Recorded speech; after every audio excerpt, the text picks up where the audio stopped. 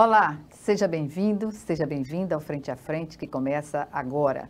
A minha entrevista hoje é com o deputado estadual Lelo Maia, líder do União Brasil, que está na sua primeira legislatura após receber 31.706 votos.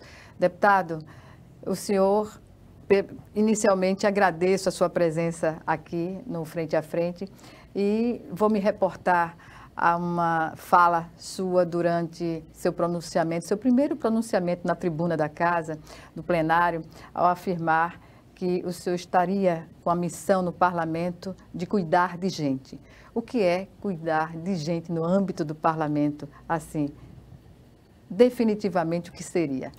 Inicialmente, eu gostaria de agradecer o convite seu e de todos os membros do Frente a Frente, saudar todos os telespectadores e dizer que eu venho para o parlamento com uma bandeira, a bandeira da saúde e da assistência social.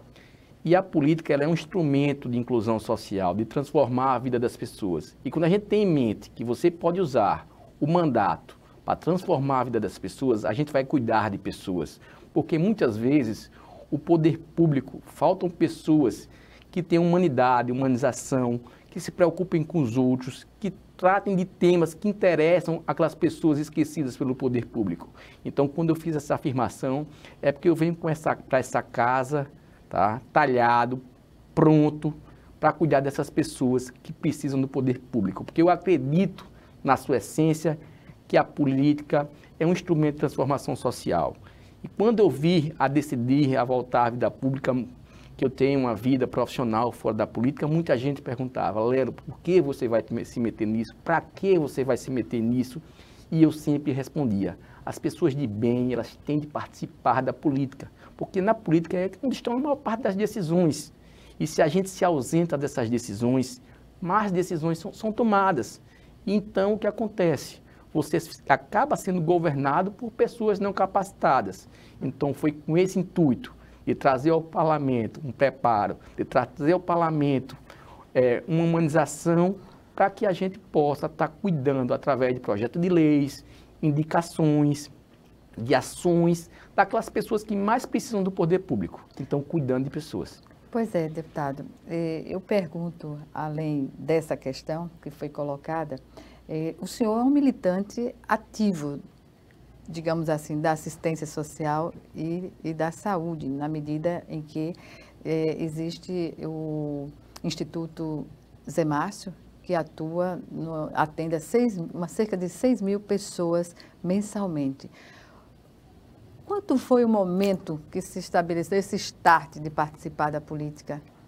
Eu estava afastado da vida pública uma vez que eu estava na atividade privada, advogando, sou advogado do ramo previdenciário. E em 2020, o Instituto já existia, já tinha alguns anos, o meu irmão pediu que eu auxiliasse em algumas prestações e também pudesse contribuir na humanização do Instituto.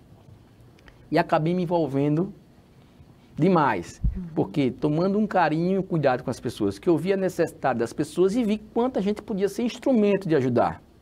Então a instituição, ela foi uma porta minha para retornar à política, porque ali eu passei a ter convívio com a comunidade, passei a cuidar das pessoas, porque quando você fala que a instituição atende, ela não atende, ela cuida de 6 mil pessoas, porque a gente humaniza. Porque às vezes você vai no posto de saúde, por exemplo, você é mal atendido, o médico não chega no horário, não tem os equipamentos, você não sai da, acaba não querendo ir. E quando você vai na instituição, e foi isso que eu busquei tanto, o período que estive à frente, foi que você se sinta acolhido.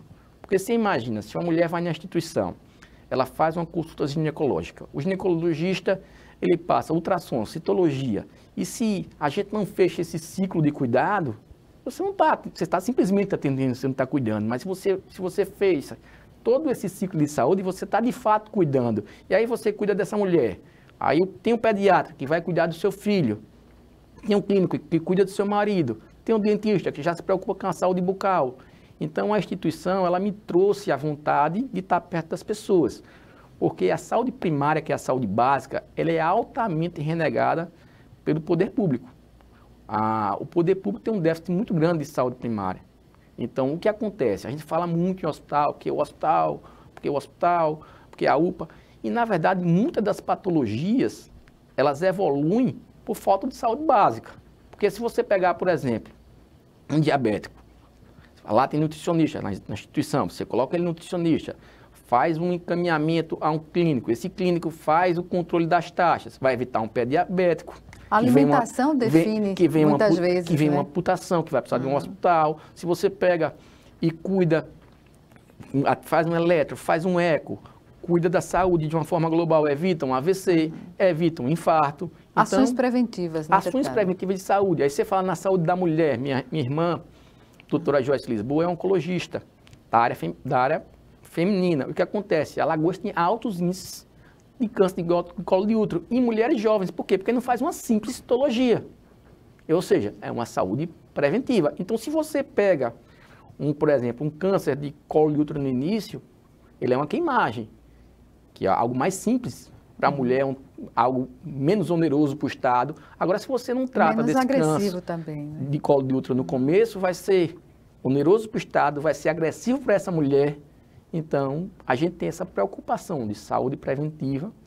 O Instituto foi, de fato, uma porta de entrada para que eu tivesse novamente a vontade de participar da vida pública, e entendo que a vida pública, ela precisa de pessoas que estejam resolvidas em sua vida particular, na sua vida privada, e que possam se dedicar, a trazer o que há de melhor para as pessoas. O senhor foi vice-prefeito da Barra de São Miguel. Quantos anos depois foi mordido pela, digamos assim, pela vontade, né? Se diz assim, foi picado pela política, para voltar à política? Olha, eu fui vice-prefeito, fui candidato com 23 anos, eu era muito novo. Não tinha nem sequer, acho que faltava até na época maturidade política. Fui dos 23 aos 27, quando acabei o mandato, e não fui mais candidato. E resolvi que não queria mais, naquele momento, participar da vida pública. Tinha me formado em Direito, tinha passado na OAB, eu queria desenvolver uma atividade privada. E aí passei 10 anos fora, mas com o pé um pouco dentro ainda, uma vez que tive meu pai vereador nesse período da capital, e posteriormente tive o meu irmão vereador, que está por 2 mandatos na capital também. Então, eu nunca me afastei 100%. Sempre tinha algumas ações que a gente dava alguma opinião, que a gente estava ajudando, mas eu não queria ser candidato. A família convenceu? Não, a família foi contra. Foi contra? Foi contra, uma vez que eu tinha uma vida fora muito bem estabelecida, regrada. E, inicialmente, foram contra, mas entenderam que existia um desejo meu de voltar. Foi algo que, inicialmente, meu pai pediu para que eu pensasse bastante, meu irmão, que mesmo sendo político, pediu também, uma vez que ele sabia de todas as consequências que isso traria para a minha vida. Uma vez que eu sou uma pessoa altamente determinada, eu não sei fazer nada pela metade, eu não sei. Então, como você tem uma pessoa determinada que dá tudo de si para aquilo, isso é desgastante. Então, quando eu digo que eu cuido das pessoas, é porque eu cuido. Na minha comunidade, as pessoas têm o meu telefone, eu participo dos grupos de comunidade, eu frequento as comunidades, então eu vivo o dia a dia delas. Não é aquele deputado que tem outro estilo, tem um estilo próprio de ser, que é mais próximo da comunidade. E isso é bastante sacrificante ao ponto de sacrificar seus negócios, sacrificar momentos de família. Então, eles sabiam esse meu jeito de ser. De entrega, né? De entrega. Mas eu estou muito feliz, porque às vezes que a gente consegue se realizar profissionalmente, entra nessa nova carreira e consegue contribuir para a melhoria da vida de outras pessoas, para mim, cada contribuição que eu consigo para a vida de outras pessoas que vai melhorar, para mim é uma vitória. Porque, de fato, eu tenho esse slogan, cuida da gente, e cuidar de gente, porque isso está no meu coração, não é algo que o marketing criou e que eu vou incorporar. Não, é verdade. Está incorporado à sua vida. A minha pessoa. Eu gosto. Cada um se realiza de um jeito. E a minha realização pessoal é fazendo bem outras pessoas. E o mandato, eu costumo dizer às pessoas, ele abre portas. E por que não abrir portas para aquelas pessoas que mais precisam? Então, é isso que a gente tem feito nesse início de mandato. Através de projetos de lei, de indicações, enfim. Exatamente. Está no local onde se define a vida das pessoas, né? Exatamente. Deputado, como tem sido também a sua expectativa, como foi a sua expectativa de estar no Parlamento Alagoano e agora, vivenciando essa experiência? O que dizer dela nesse início de legislatura? Eu nunca tinha tido experiência com a Assembleia Legislativa, uma vez que nenhum membro da minha família chegou à Assembleia Legislativa. Eu tinha experiência com a Câmara, que tinha um ambiente totalmente distinto, um ambiente, inclusive, mais hostil. A Assembleia, a gente tem um ambiente mais republicano, um ambiente muito confortável, onde as pessoas se respeitam, a diversidade é respeitada, as opiniões são respeitadas, então você tem muita tranquilidade para desenvolver o seu trabalho. Então, eu me surpreendi positivamente com o Parlamento Alagoano, com a qualidade dos parlamentares que aqui estão, uma vez que todos estão preparados, todos se respeitam, os projetos de lei de muita qualidade, sempre buscando a melhoria de vida da população alagoana. Então, eu encontrei um ambiente muito saudável. E isso me deixou muito feliz, porque eu não tinha noção de quanto essa casa produzia matérias tão boas para a sociedade e como você teria um ambiente tão produtivo. Pois é, beber na fonte da experiência, porque essa palavra, produtivo, ela abrange todos os deputados, independente da experiência que eles tenham aqui na casa. Pergunto ainda sobre essa faixa etária de deputados mais jovens que a gente verifica nessas duas últimas legislaturas. O que dizer? De fato, isso é um movimento nacional, não é só em Alagoas. Em todo o Brasil há uma renovação política. E essa renovação política tem trazido novos parlamentares, tem trazido pessoas de iniciativa privada para a vida pública e tem trazido pessoas de qualidade. A gente está vendo um parlamento mais preparado, um parlamento com pessoas com atuações mais firmes, com atuações mais respeitosas. E o parlamento alagoano não fica de fora disso, ganhou novos parlamentares, mas parlamentares preparados, que de fato trazem boas indicações, bons projetos de lei e que também prezam pelo respeito alheio.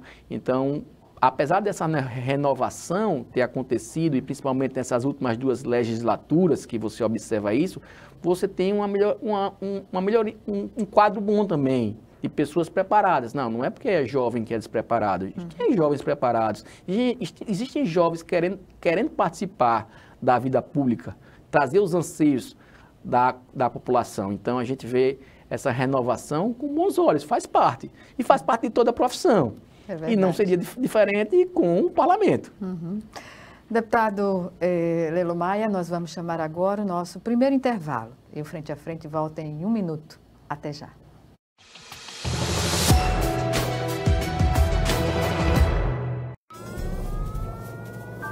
Há mais de 40 anos, um grupo de médicos criou uma organização de emergência médico-humanitária capaz de oferecer ajuda às pessoas em meio a desastres naturais, epidemias ou guerras, atendendo os mais necessitados sem se importar com raça, religião ou ideologia. Hoje, Médicos Sem Fronteiras envia equipes totalmente preparadas para responder a emergências por todo o mundo. Nossos profissionais são financiados por pessoas como você e eu. Conheça-nos, participe, apoie, porque juntos chegamos mais longe.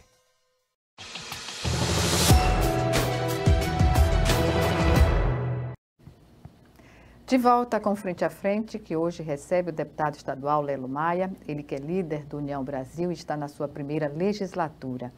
Deputado, com relação à saúde, especificamente no estado de Alagoas, o que o senhor considera avanço e algo a melhorar? A saúde pública de Alagoas, nos últimos 8 anos, ela vem de fato avançando. O governo Renan Filho, ele foi um governo que dotou a saúde pública do estado de uma grande infraestrutura própria. Hospitais, que possam acolher as pessoas. Então, a rede pública estadual, de fato, houve um avanço. O secretário atual de Estado, que é o Dr. Gustavo, ele está dando continuidade, juntamente com o governo Paulo Dantas, aos avanços que a saúde vem passando nos últimos 8 anos. Então, a gente tem uma continuidade de avanço. Como? Dotando a rede pública de quê? De equipamentos próprios.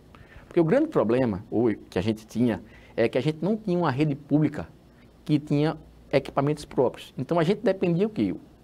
O governo dependia da rede filantrópica e da rede privada.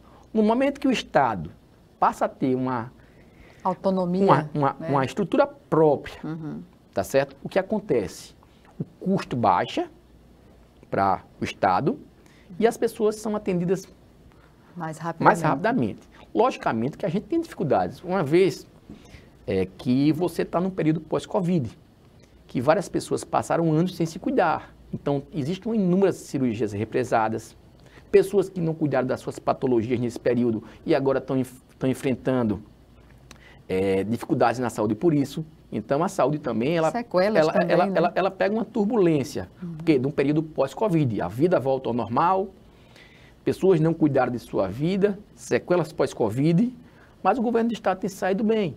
Fazendo o quê? Dotando-se de estrutura própria. Eu posso falar de dois fatos nessa gestão já do governo Paulo Dantas, que muito positivos.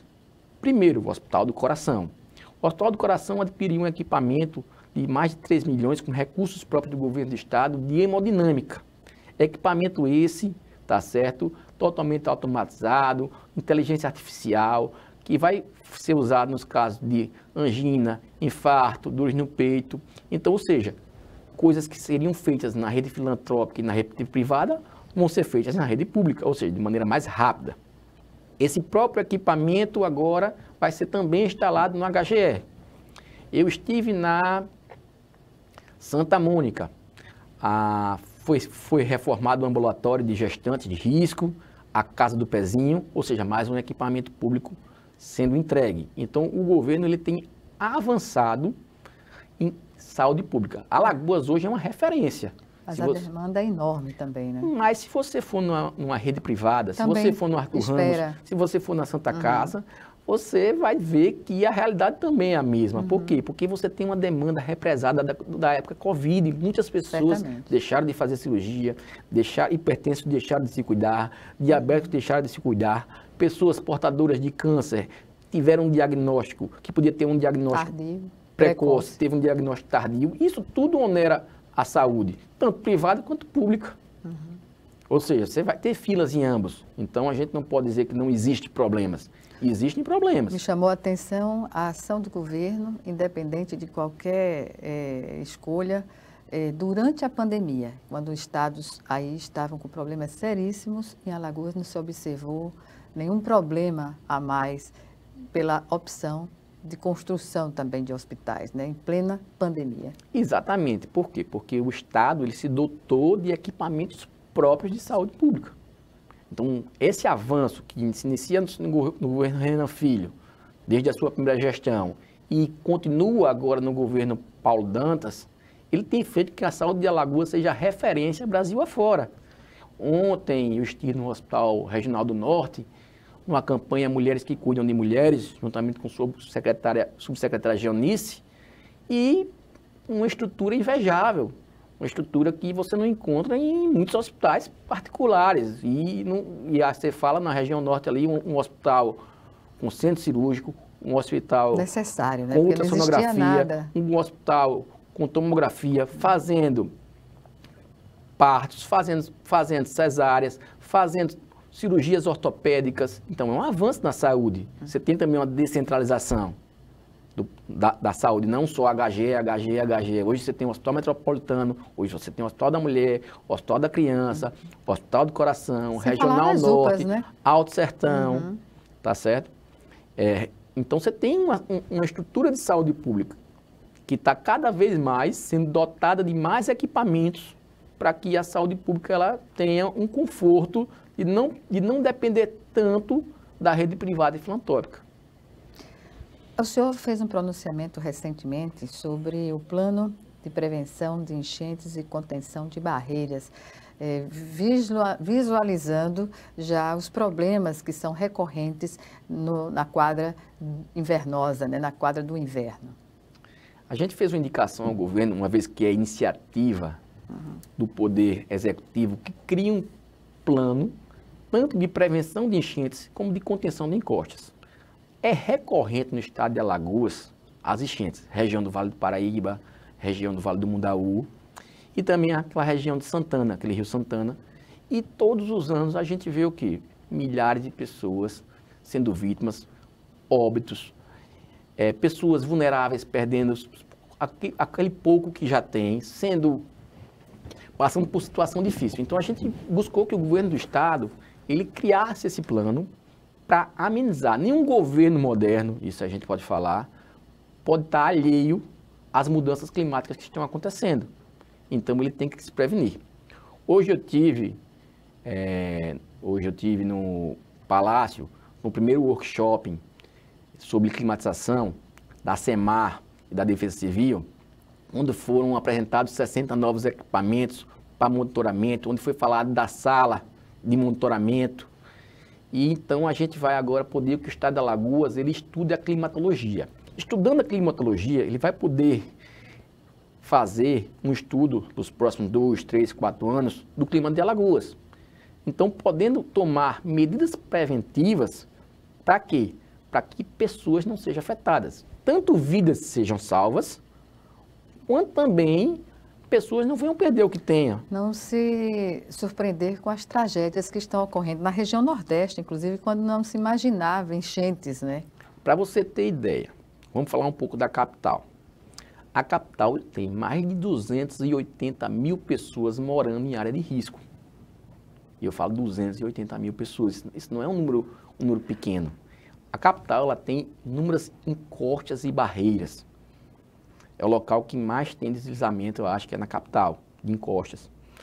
Eu tive em contato com a Defesa Civil Municipal e eles me apresentaram o plano deles. Eles já têm um plano formado, que é o Previne. E estou fazendo um acompanhamento do Previne para ver de fato o que está sendo feito, o que não foi, e passa por limpeza de galeria, poda de árvores, colocar lonas, fazer contenção de barreiras através de obras estruturantes. Isso é um trabalho... É um trabalho que não só envolve a Defesa Civil, é um trabalho que envolve outras secretarias. Aqui, por exemplo, no município, envolve a SUDES, envolve a SEMINFRA, envolve... Mas isso é o dever de casa, né? É o dever de casa. Então, é o básico. Mas a gente, como parlamentar, a gente tem que cobrar. Então, eles me apresentaram. Até porque, como eu tenho um parlamentar que 40% da minha votação veio da capital, diretamente no ano de 2022, eu presenciei frente a frente isso na nossa região. A Zona Sul, ela foi tomada pelo transbordamento da Lagoa Mundaú. Sim. Milhares de pessoas perderam suas coisas, tiveram que ser relocadas da sua casa, um transtorno público enorme. Fiquei à frente lá no Rio Novo, Fernão Velho e ABC e região das ações da Defesa Civil, que também foi uma região bastante afetada, e vi de perto o sofrimento das pessoas, porque naquela oportunidade, inclusive, através do exame eu já atuava na comunidade, eu participei do resgate de pessoas. Então eu via aquelas pessoas colocando na canoa o pouco que tinha com criança, animais de estimação, e tendo que ficar em colégio, sua casa alagada. Então isso a gente não pode dizer que é natural. Isso a gente tem como prevenir. Então todas as medidas preventivas têm que ser tomadas. Eu acho que é muito mais oneroso para o Estado deixar acontecer para tomar medidas paliativas depois. Então há um prejuízo ao Estado também e há um prejuízo maior ainda ao cidadão. O que é que se observa dessas ações e o que se colocou para essa quadra? Olha, eu conversei com o pessoal da Defesa Civil do Estado e ele ficou de me passar o relatório, porque o plano deles não está pronto ainda. Eles estão fazendo as ações, mas eles não colocaram ainda de fato no papel o que está sendo feito. Me preocupa muito essa quadra chuvosa, porque a gente não vê de fato ações preventivas em termos de Estado. Região do Paraíba, região do Mundaú, aí eu falo Atalaia, Pilar, Colônia, Jundiá, Jacuípe, e a gente fica muito preocupado, porque apesar de todos esses sistemas que a gente tem, não foram tomadas medidas preventivas. Então, a gente tem uma preocupação com vidas humanas que estão sob risco de pessoas vulneráveis que estão sob risco. E a gente vai convocar agora uma audiência pública para que os temas sejam debatidos aqui pelo Parlamento, juntamente com a Defesa Civil do Estado, com a Defesa Civil dos municípios e com o Ministério Público Federal, Ministério Público Estadual e a Secretaria Estadual de Recursos Hídricos e Meio Ambiente. Essas ações requerem uma ação articulada entre todos esses Tem que ser algo conjunto. Né? Tem que ser algo conjunto. Quanto à capital, eu vi o Previne, estou acabando de fazer o acompanhamento dele, vou em alguns pontos da capital observar ou não o cumprimento.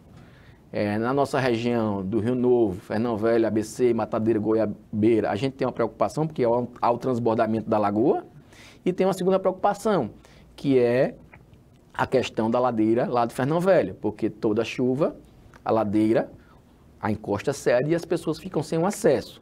É preocupante também aquela região do Bolão, né? A região do Bolão também, lá a gente tem uma associação, os moradores também a gente já fez uma indicação, o meu irmão como vereador também fez uma indicação para que a prefeitura agisse, porque a erosão ali está muito grande e pessoas estão em risco.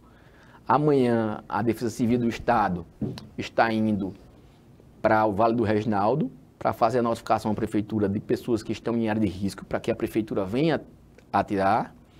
Eu dei até orientação ao coronel, disse, coronel, notifique para que a prefeitura possa tomar as medidas cabíveis. Essas pessoas não podem ficar onde estão sob risco de vida. E aí a gente espera que essas medidas sejam tomadas e essas pessoas sejam relocadas para locais que possam retomar suas vidas. Não é também simplesmente tirar. Elas precisam ter também um local para ir e que o governo venha proporcionar isso. Perfeito, deputado. Nós vamos chamar agora o nosso segundo e último intervalo. Já estaremos de volta.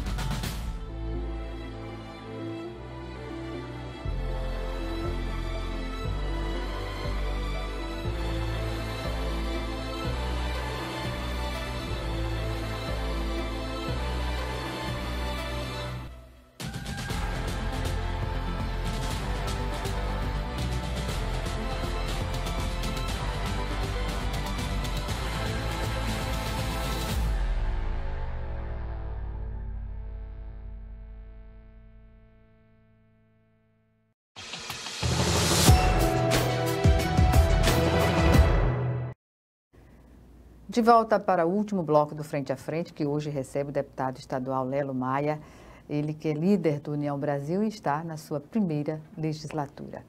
Deputado, falemos agora sobre ação social, assistência social, que o senhor tem como prioridade na sua ação política. O que dizer hoje da assistência social como um todo no estado de Alagoas? Olha, hoje no estado de Alagoas, a assistência social está à frente à ex-prefeita Cátia, mulher que tem uma sensibilidade. No município, Maceió, que é o maior centro, você tem o Cladson Moura, que é uma pessoa também muito trabalhadora. Então, você tem duas frentes muito boas. O governo criou o programa CRIA, para que você possa atender pessoas de baixa vulnerabilidade. O governo federal, ele tem criado programas também para que essas pessoas mais vulneráveis também sejam atendidas. Então, você tem um leque bom hoje com o governo federal, governo estadual e governo municipal que atuam na área de assistência social. Eu acho bem interessante a gente ter essas... Porque para a assistência funcionar, você não depende só de um ente da federação, você depende que os três entes caminhem bem. Você precisa que o ente federal atue bem, você precisa que um ente estadual atue bem e que o ente municipal atue bem. Você tem hoje um governo do PT, que com todas as críticas que possa ter, é um governo do campo social. Então, ele dá um orçamento maior à assistência social, ele cria mais programas de assistência social. O governo do estado de Alagoas, do Renan Filho ao Paulo, ele também tem criado programas e tem uma preocupação com as pessoas em vulnerabilidade social, que são essas pessoas que precisam da mão do Estado, essas pessoas que precisam da intervenção do Estado para uma melhor qualidade de vida. Você não pode admitir que no século XXI você tenha pessoas passando fome. E existe isso, e ainda existe isso. E em Alagoas tem enfrentado esse tema de frente. O governo tem enfrentado esse tema de frente para que as pessoas aqui não passem fome. Então existe o quê? Um conjunto do governo federal, governo estadual e juntamente com os municípios para que essas pessoas de baixa renda, para que essas pessoas vulneráveis, elas tenham a mão do Estado para que tenham uma assistência. Essa ação, ela tem de ter um componente suprapartidário, não, deputado? Porque como envolve os 3 entes federativos, né, tanto em nível de governo federal, estado e município, a ação tem que estar articulada e acima das questões mais básicas da política, não é? A AMA poderia ser um meio de agregar os municípios e defender as propostas, assim, junto com o Estado, e caminhar para frente, não é? Na verdade, a assistência social, como cuida de pessoas de vulnerabilidade, ela não pode ter partido, ela não pode ter lado político. Você está cuidando de pessoas, você está cuidando de vidas. Então, você não pode ter picuinhas políticas para não acontecer. Mas a gente também tem um Ministério Público atuante, que faz com que essas diferenças sejam corrigidas, abrandadas. E aí as coisas acontecem justamente por isso. Porque não só existe a Prefeitura e o Estado, existe também órgãos de controle, existe o Ministério Público, existe o Poder Judiciário, para que essas questões pequenas, elas sejam diluídas e aquelas pessoas de vulnerabilidade que precisam do Estado sejam atendidas. Então, existem outros órgãos de controle e quando essas questões partidárias são levadas a não ajudar as pessoas, esses órgãos de controle, eles intervêm para que o Estado, em todos os seus entes, cumpram suas funções. Então, a gente não vê dificuldade porque um lado é político, o outro lado é político, até porque a assistência social ela não tem lado. Ela tem pessoas vulneráveis precisando do Estado. Deputado, em relação aos seus projetos já encaminhados, indicações, um está relacionado ao projeto de lei relacionado ao TDAH, a questão do diagnóstico precoce, e que é fundamental para correr atrás dos prejuízos, não é? Eu dei entrada no projeto de lei do TDAH. Hoje o Brasil tem mais de 2 milhões de pessoas com TDAH, muitas não diagnosticadas. TDAH que se especifica. É um transtorno de aprendizagem, de atenção e hiperatividade. É um transtorno que tem déficit de atenção e aprendizagem. Mas ele tem 3 características básicas, que é a hiperatividade, a desatenção e a impulsividade. Que com a pandemia então, despertou. Acaba que muitas vezes você vê uma criança com dificuldade e que só uma orientação pedagógica faz com que essa criança desenvolva. E eu posso falar porque eu tenho TDAH e meu filho tem TDAH. E a gente só precisa de uma orientação pedagógica, de uma orientação psicológica, de um conjunto para que a gente funcione até de uma maneira melhor. Então, não há nenhuma dificuldade do Estado fazer isso. São medicamentos, muitas vezes, caros. Um dos medicamentos base para o TDAH é a Vivance, um medicamento que custa de R$500 a R$600. Impossível a classe popular ter acesso. Então, é um medicamento que, com essa lei, a gente vai fazer que o Estado tenha que fornecer. Então, para uma criança com TDAH, você não pode colocar ela numa sala de aula, por exemplo, próximo a uma janela, porque senão tira a atenção dela. Você não pode colocar ela numa carteira lá atrás, você tem que colocar ela numa carteira na frente. Você não pode pegar essa criança e aplicar uma prova no mesmo tempo de prova que os outros. Você tem que ter um acompanhamento e você vai ter um adulto com desenvolvimento completo. E muitas vezes a pessoa com TDAH acaba desenvolvendo, por não conhecer da patologia, por não tratar, acaba desenvolvendo ansiedade e não tendo uma qualidade de vida. Então a gente traz esse projeto de lei para que o Estado ele cuide dessas pessoas, para que essas pessoas tinham direito ao tratamento, essas pessoas tinham direito, essas crianças, principalmente, sejam um diagnóstico precoce, para que essas crianças tenham direito a um desenvolvimento escolar completo. Então, quando a gente olha cada indivíduo de uma forma específica, a gente vê a potencialidade em cada pessoa. A gente não pode querer tratar todas as pessoas de forma igual, porque a gente tem que tratar os iguais de forma igual, os desiguais de forma desigual. Então, já está um dos princípios básicos do direito. E a gente tem que aplicar essa questão do TDAH. Então, o projeto de lei que a gente traz, que vai beneficiar inúmeras crianças, que vai fazer com que a rede pública se adeque a também atender essas crianças. Inclusive com mais profissionais. Com mais área, profissionais, né? Preparados. E também vai fazer com que pessoas já na vida adulta que descobriram, e também essas crianças, tenham acesso à medicação.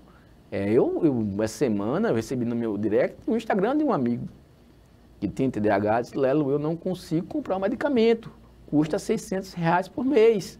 E eu preciso para desenvolver minhas atividades profissionais. E porque o Estado é um direito do cidadão, saúde pública, saúde. E nem todo mundo tem a condição de judicializar. Né? E aí, judicializar. Então, não resolve. A saúde pública não pode funcionar só através de judicialização. Então, a gente está criando uma lei para que essas pessoas tenham acesso à medicação, a tratamento, para que essas crianças tenham acesso a um tratamento precoce, diagnóstico precoce, um tratamento e um acompanhamento pedagógico, que muitas vezes, na fase adulta, não vai precisar de medicação.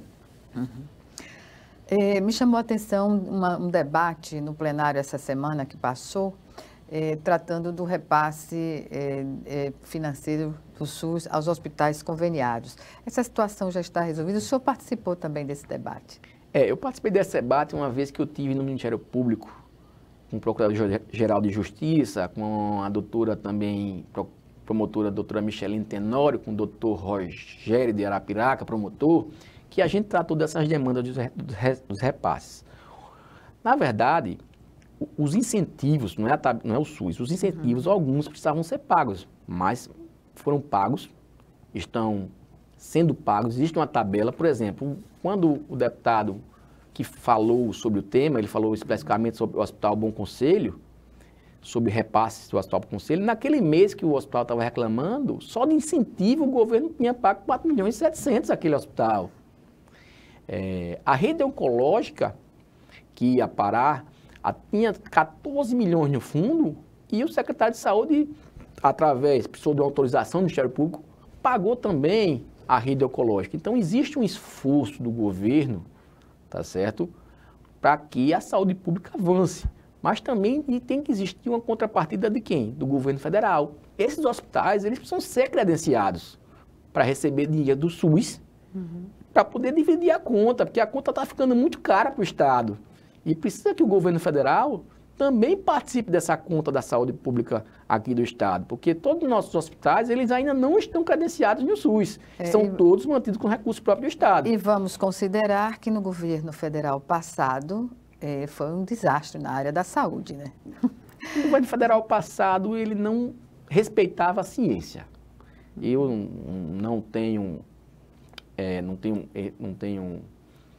afinidade política com o governo federal passado, mas o que me faz não acreditar no governo federal passado foi não acreditar na ciência, porque por trás da ciência existem pessoas que estudam. Exatamente. Então, não houve um respeito à ciência.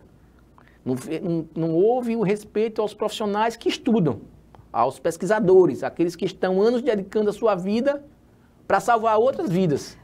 Me chamava a atenção as pessoas leigas questionarem o tempo de preparação da vacina. Ora, hoje você tem outros mecanismos que não tinha há anos, né? Então facilita o debate entre os cientistas, estando eles perto ou distantes um do outro, né? Mas você imagina, não só isso, que todos os cientistas de todos os laboratórios, quase todos os laboratórios do mundo, pararam as suas pesquisas para estudar para o Covid. Exatamente. Então, você tem também esse fato.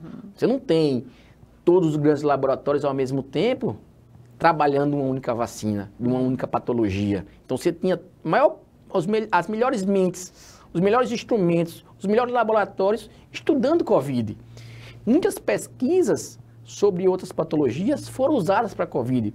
Pesquisas sobre outras patologias, Outros vírus sobre também. outros vírus, que o vírus eles têm estruturas parecidas. Sim. Então, não há de se questionar a ciência. Você teve um esforço coletivo mundial. A última pandemia, antes dessa, foi em 1917. Pois é. Era outra situação mundial. Então, você tem uma pandemia mais de 100 anos depois, com globalização, com internet, com uma ciência avançada, com uma outra medicina. Então, houve um esforço coletivo mundial. Então, por isso, uma resposta mais rápida. Exatamente. Então, Deputado, o senhor que faz parte já de algumas comissões, entre elas Comissão da Saúde, Transporte, Serviços, Segurança Pública, Direitos Humanos, não é isso? É titular dessas comissões. sou titular. O que o fez participar da Comissão de Segurança Pública e Direitos Humanos? Foi uma composição partidária que a gente fez. Eu pedi para participar dessa comissão especificamente, uma vez que eu tenho uma formação jurídica.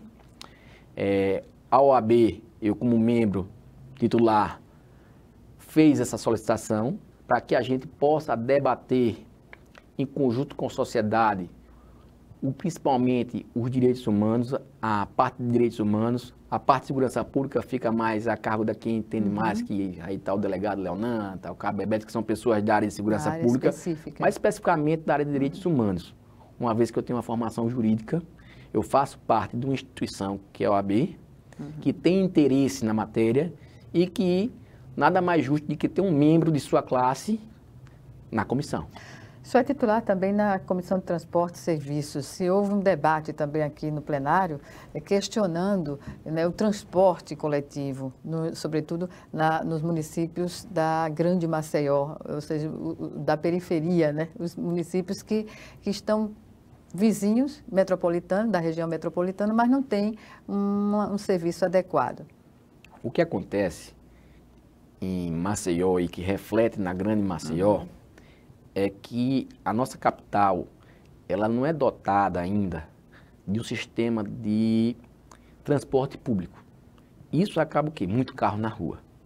E um crescimento populacional, cada vez mais carros, cada vez mais carros. E o serviço público de transporte, ele não avança. A gente não tem uma coluna dorsal. Se você vê, as grandes capitais, toda ela tem uma coluna dorsal de transporte público, onde tudo deságua e funciona. Então, aqui a gente não tem. Por quê? Falta de planejamento de gestões. Então, a gente precisa que haja um planejamento a longo prazo de mobilidade urbana. Pois é, aí dentro desse quesito, dessa questão da mobilidade urbana, o que o senhor pode nos dizer sobre essa proposta de ouvir a sociedade sobre tirar o passeio Estela Maris e transformá-lo no acesso também viário? Deixa eu dizer, a gente tem a questão da mobilidade urbana e a gente tem a convivência, os espaços de convivência pública. O mundo todo, não é Maceió, tem adotado uma política de privilegiar os espaços de convivência pública. Eu sou contra a abertura. Eu falei com o prefeito, existem outras soluções. E disse a ele algumas, vias subterrâneas, você pode fazer. Você não pode atirar um espaço que é de convivência pública. Não, porque não, ali não só usa aquelas pessoas, ali usam turistas. Eu não moro naquela região, eu moro na Cruz das Almas, por exemplo. Mas eu vou com meus filhos para ali, final de semana. Então, é um espaço de todos, da né? capital, é um espaço das pessoas. Então, eu acho que a equipe da prefeitura, e disse isso ao prefeito, deve procurar outras medidas de mobilidade urbana. Você pode fazer a passagem subterrânea, ou seja, os carros passarem por baixo. Então, existem outras medidas sem você mexer num espaço de convivência urbana. Então, eu acho que o mundo todo caminha em outro sentido. Pois é, e eu acho que ele, como um gestor novo, que também tem que escutar as pessoas, a gente, como gestor, às vezes a gente não quer escutar. Ele tem que escutar as pessoas e entender que existem outras alternativas para o problema da mobilidade urbana de Maceió. Não abrir o corredor Arruda vai ser a grande solução. Deputado Lelo Maia, teríamos muito mais a conversar, mas eu lamento informar que que o nosso programa hoje chegou ao fim. Algumas considerações?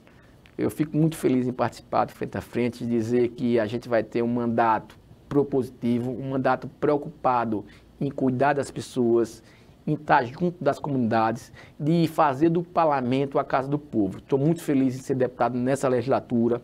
Nossos colegas aqui da casa são pessoas de bem, são pessoas receptivas a críticas, são pessoas receptivas a ideias diversas. Os funcionários da casa nos acolheram muito bem, nos dão confiança a desenvolver o nosso trabalho. Então, que essa legislatura seja uma legislatura propositiva. O nosso presidente Marcelo Vitor é um presidente muito democrático, que respeita a diversidade, que respeita o pensamento diverso, então que dá muito conforto em desenvolver a atividade parlamentar. Bem, eu agradeço a sua participação mais uma vez e, claro, até uma próxima oportunidade. Até. Obrigada a você também que nos assistiu e até o nosso próximo encontro aqui, frente a frente, também com você.